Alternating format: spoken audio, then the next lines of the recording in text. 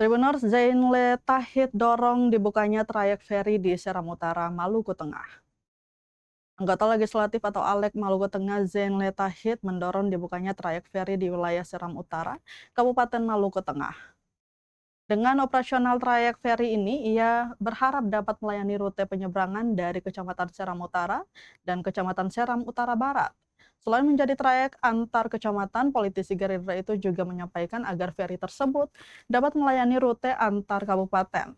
Beberapa alasan mendasar perlu dibukanya trayek feri lantaran rentang kendali antar daerah dan rawannya kecelakaan di jalur Trans Seram lintas SS. Menurut Ketua Fraksi Gerindra DPRD Maluku Tengah itu, sering ditemukannya kendala jalur darat semisal kendala cuaca atau longsor. Tentu dibukanya trayek tersebut maka menjadi alternatif untuk melancarkan aktivitas masyarakat Seram Utara dan memudahkan mobilisasi masyarakat Malteng dan sekitarnya. Dikatakan Zainle Tahid, kebutuhan transportasi menjadi kebutuhan yang urgent. Jika pelabuhan dibangun, maka akan menjadi jalur ekonomi baru di kawasan tersebut. Sebagai informasi, wilayah Seram Utara terdiri dari 4 kecamatan, yakni Kecamatan Seram Utara, Kecamatan Seram Utara Barat, Kecamatan Seram Utara Timur Kobi, dan Kecamatan Seram Utara Timur Seti. Dua kecamatan yang diproyeksikan dilalui trayek feri yakni Kecamatan Seram Utara Barat dan Kecamatan Seram Utara. Kecamatan Seram Utara Barat memiliki populasi sekitar 12.000 lebih jiwa data 2025.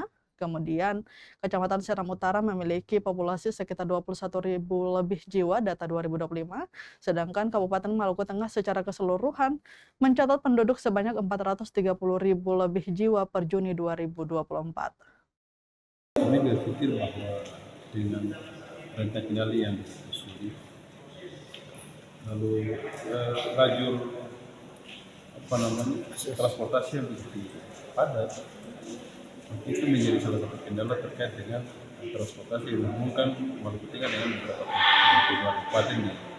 Kami berharap bahwa pemerintah provinsi maupun pemerintah kabupaten agar secepatnya dalam waktu dekat segera mengusulkan terkait dengan trayek feri antara Seram Utara Barat dan Seram Utara, supaya bisa menjadi jalur alternatif apabila ada kendala-kendala terkait dengan cuaca maupun longsor. Itu bisa menjadi alternatif untuk menyelamatkan masyarakat yang ada di Seram Utara, bukan masyarakat Seram Utara di kabupaten maupun provinsi. Ya, saya sudah berkoordinasi dengan pemerintah kabupaten, pemerintah provinsi, dan mereka juga bersedia untuk merencanakan program itu. Tapi ya kami berharap juga ke depan segera dieksekusi terkait dengan perencanaan tersebut.